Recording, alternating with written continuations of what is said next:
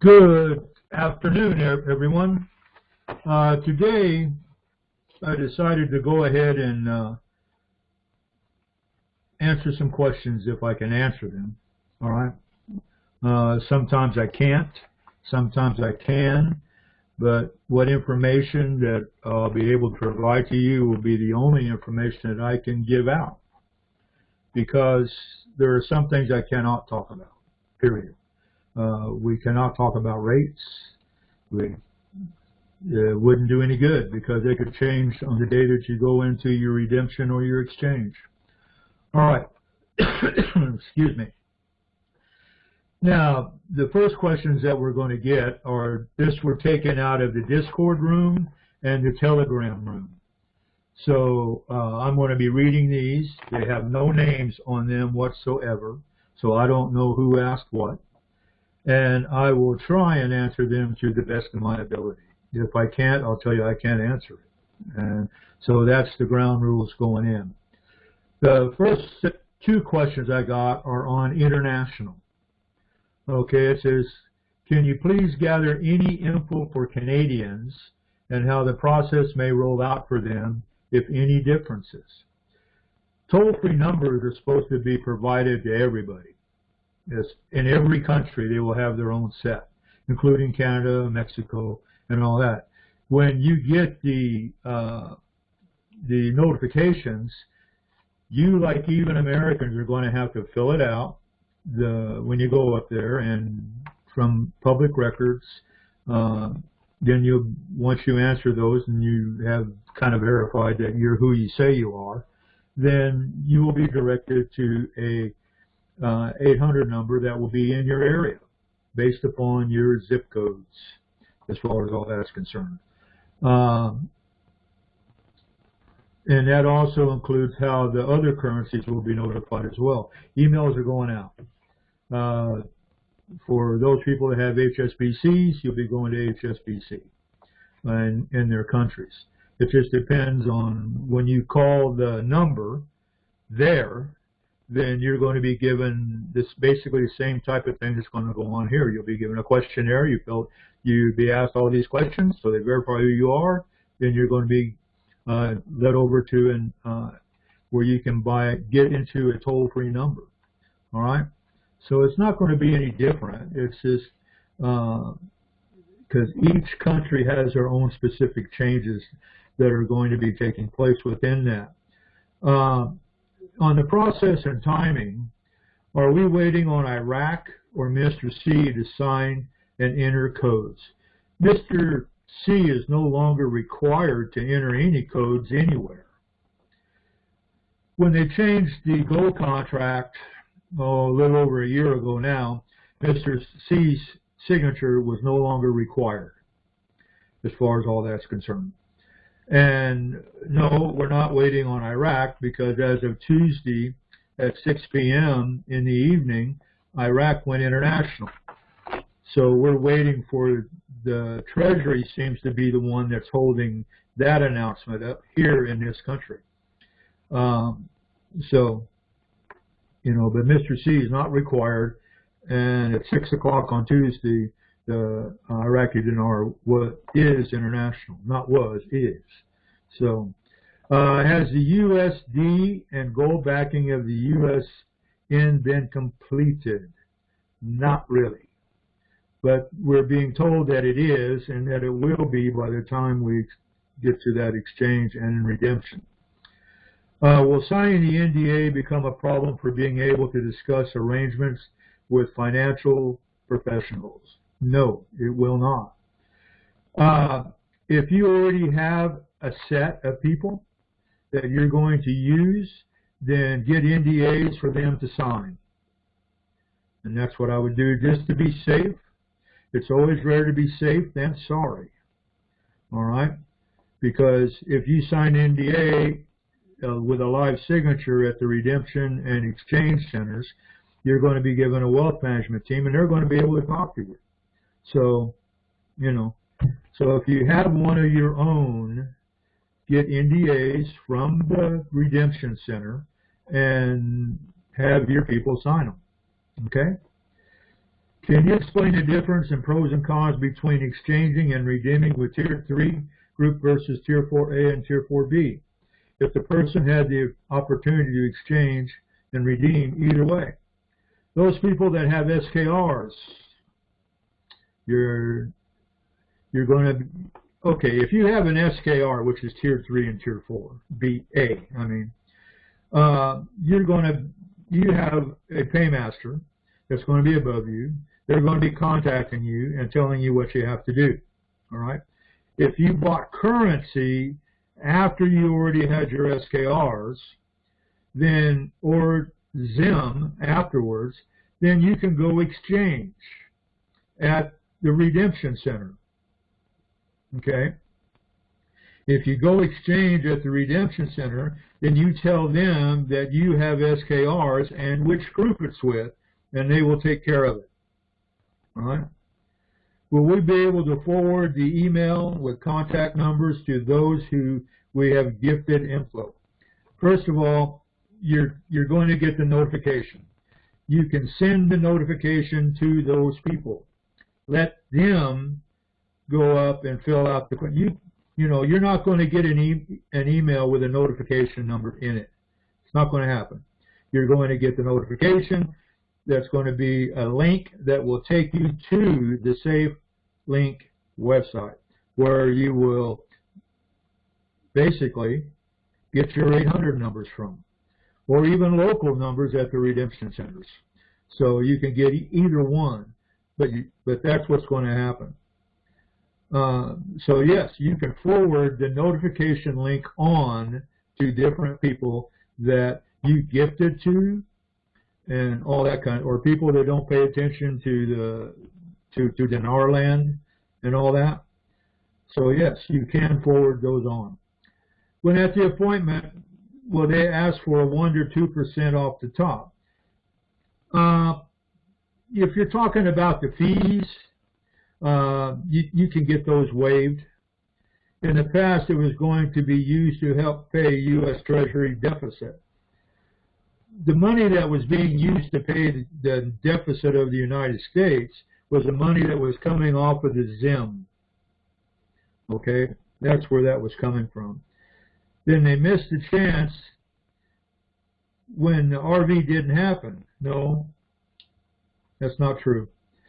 I think it was last fall. So has that been left up in the air? There will be a fee you're going to have to pay. A Treasury fee could be up to 2%.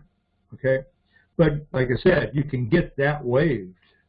You know, so all you got to do is ask. About non-interest bearing payment account, are we supposed to ask for that still? And what exactly is the reason and purpose behind the thinking? Taxes.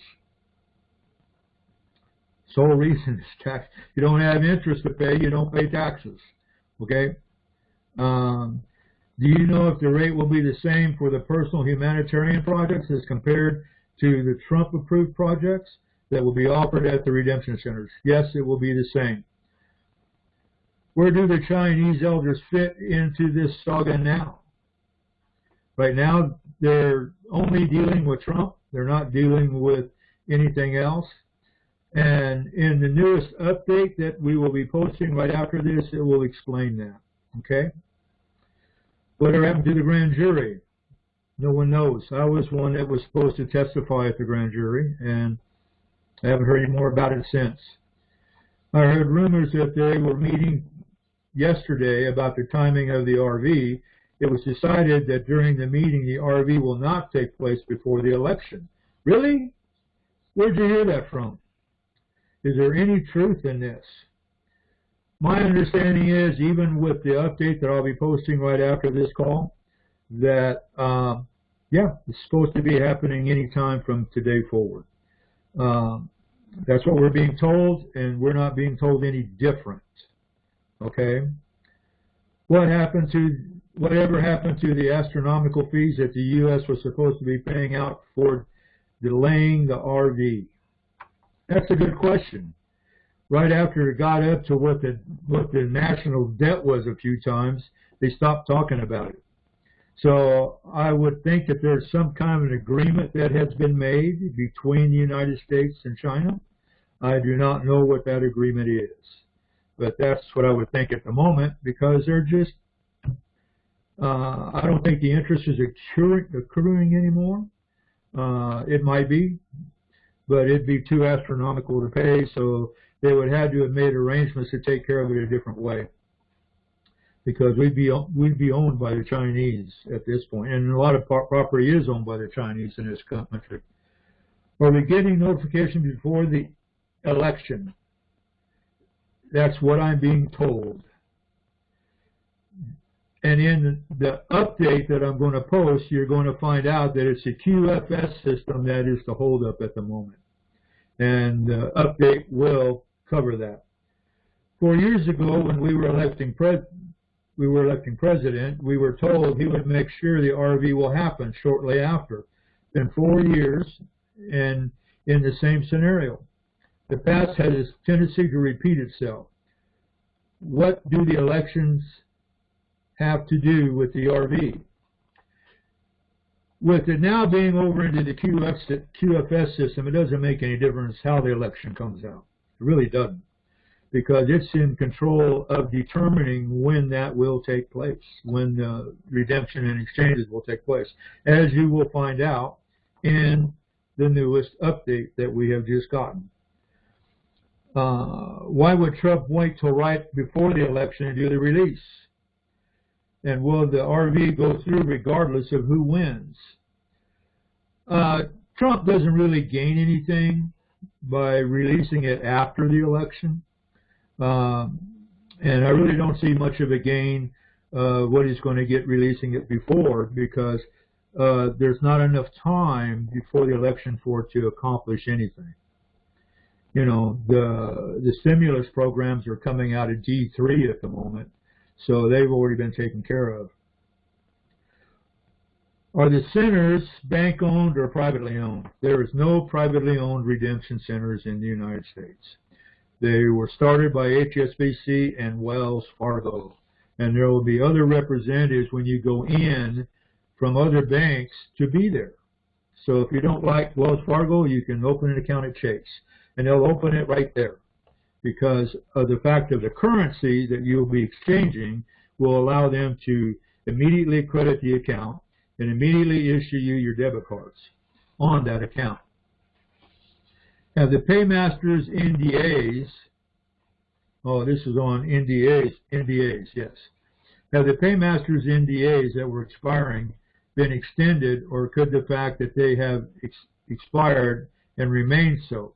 If so, could there be concerned or possible cause in delay for the shotgun start? I would imagine that there has been an arrangement made on those that expired. And I would imagine that they've probably been extended till the 5th. Okay? I don't know that I don't know that as of yet. We've got the questions out. They have not been answered.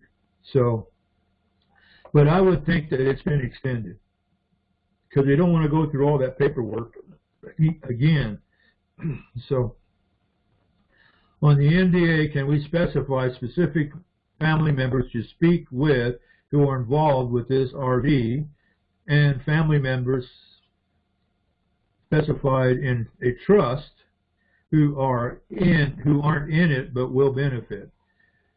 The idea of the NDA is to keep you from talking to the general public, okay, because you're getting higher rates than the general public is going to get.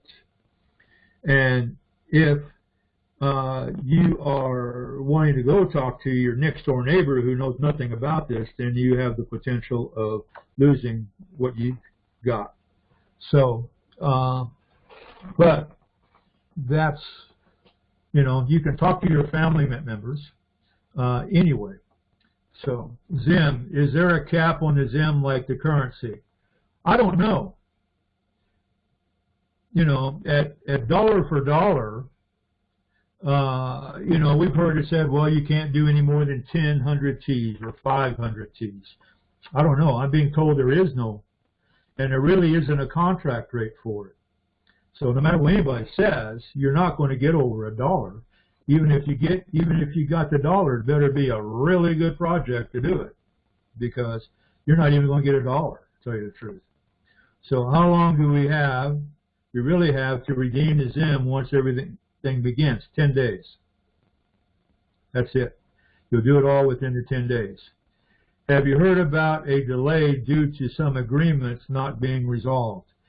Agreements are always being rewritten, and you know, and as far as that, it's only because of the fact that when the contracts were entered into concerning the GCR, there was rates that they weren't expecting them to be this high. So now everybody's trying to renegotiate their rates, and under Basel IV, it is supposed to be specific. It's a rate that everybody's already agreed to, and they can't come back later and say, oh, well, I want a higher rate. And that's what some of the problem has been, but not all the way, you know, as far as all that is concerned. So can I use only half of our ZIM notes for a humanitarian project and take the contract rate for the other half? No, can't do it. Just in case the humanitarian project does not work out, you're only going to, whether you realize this or not, people, and everybody doesn't want to talk about this, but you're only going to be wind up getting about 20% of what in other words, if you got a 100T and they paid you 100T, you'd only get 20% of that.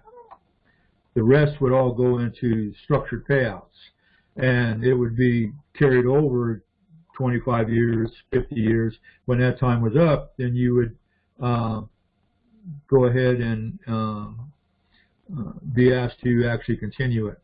And the humanitarian project, before you even put any money in the humanitarian project, you're going to be talking it over with your wealth managers, and they're going to work it out for you so that you can do that. You know, if you just want to go in and give some money to homeless people, different foundations deal with homeless people or whatever, you can do that.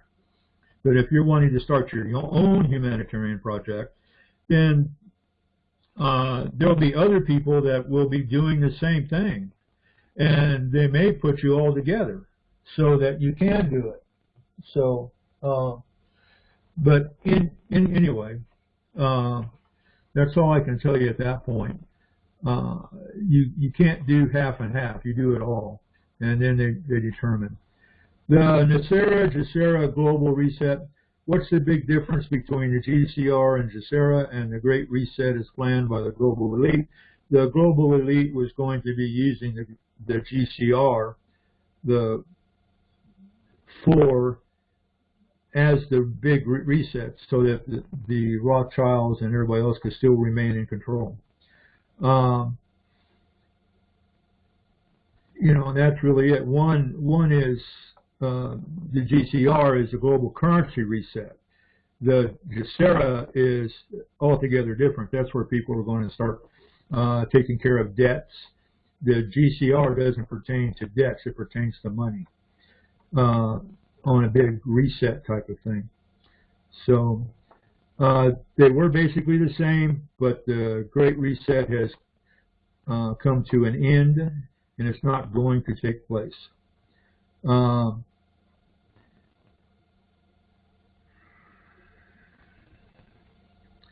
The global reset is worldwide. The RV is just in the United States.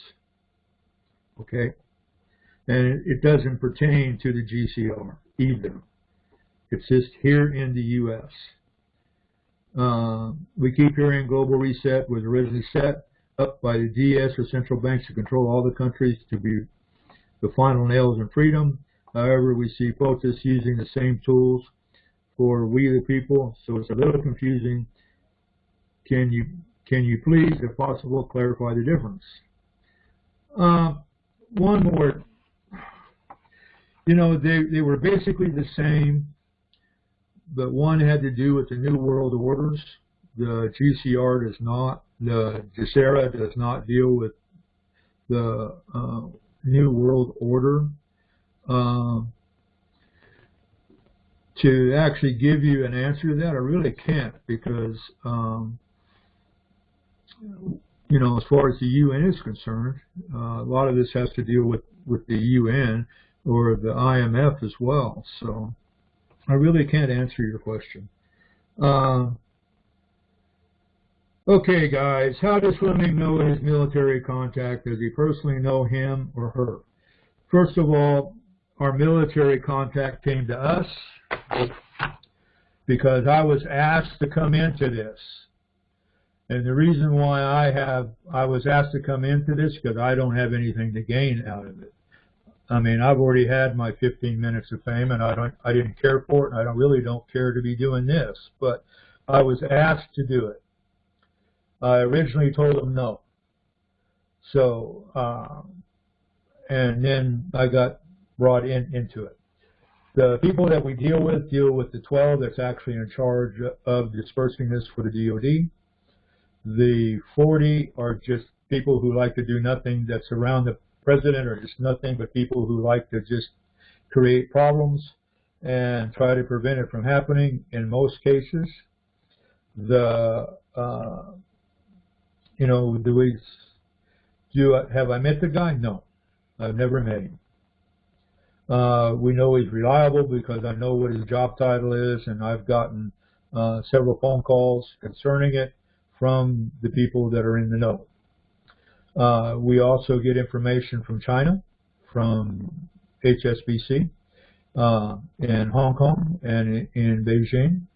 We also get information from Xi's office. We know a few of the elders, and we know a lot, and only because of my business dealings with IBOEs as far as international bills of exchange that were phony. I've put a lot of people in prison and in jail over those, so I've developed kind of a reputation for being straightforward and honest as far as that goes. Like I said, I get nothing out of this, and I have no reason to lie to you. And so we give you what we get, and that's all I can tell you. I know a lot more. Some of it I can't say, some of it I can say, but the idea is that there's a lot of misinformation out there, and you just have to discern it on your own. You really do. I can try and lead you, but it's still on you to either accept it or reject it. All these trolls that go out and try to make themselves look bigger than what they are, if they had any valid information, we're more than open to have them provided to us and even posted on the blog site. But they all want to come across, well, I know more than you. Good. I hope you do. You know? So, and when it starts getting into negativity, as far as the blog site is concerned, that's when I take it down. That's when I delete the posts, and up until then, I really don't care what you're saying. So long as it deals with the RV, and it's not something that deals out of somebody's imagination, or it's not really trying to draw attention to themselves. You know, I monitor the site, and if it gets too negative, I delete. Up until then, I pretty much leave it alone and leave it up to your own devices. There are some people who have been in this thing long enough that when somebody asks a question that's brand new, I kind of expect them people to help the people that don't know anything. You know, you've been at it a while. Some of you have been in it longer than I have. I've been in it for over 20 years. So I've been involved in different parts of it.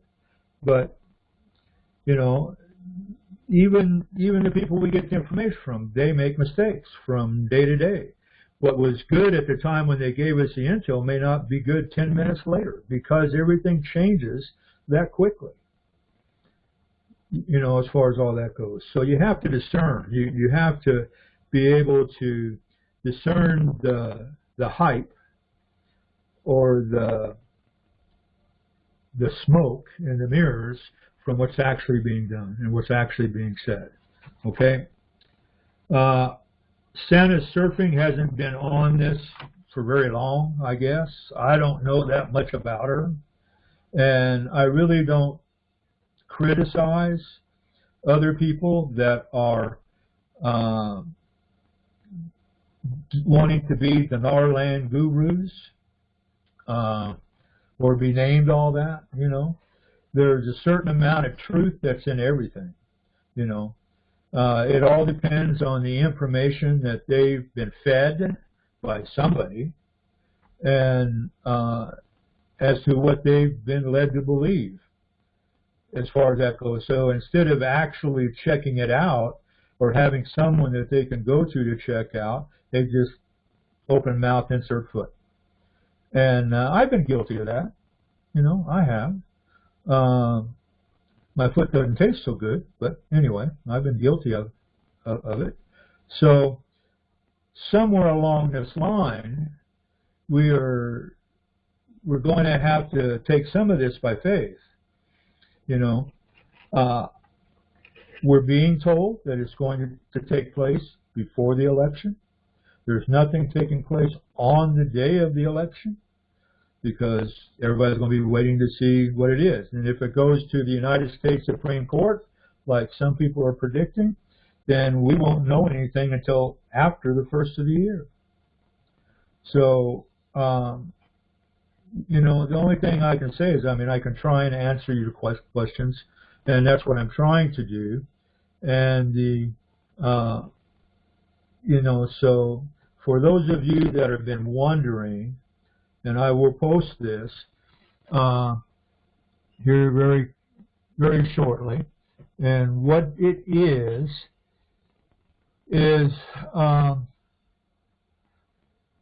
the Great Reset is the World Economic Forum's deep state effort to take credit for the RVGCR, over which the White Hats are fighting the last blocking efforts of the deep state right now. So, you know, that's one of the things that's going on. The other thing is that the QFS,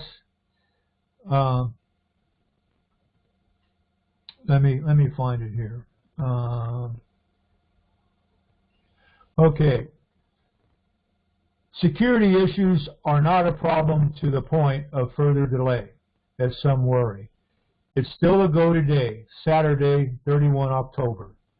But the reason, he said, Trump has pushed for it many times, and it has not happened so far, is that, one, Trump is not the only decision maker, but two, DOD is ultimately responsible, along with the top 5 Chinese elders, and they all rely partly on QFS algorithm calculations and predictions to make timing decisions. He confirmed that the QFS algorithms define the optimum release timing options based on multiple possible event scenarios and outcomes in the world with a deep state that is winding down now. Okay, I will be posting this update. If we get any more updates, we will be letting you know. So thank you very much. Bye.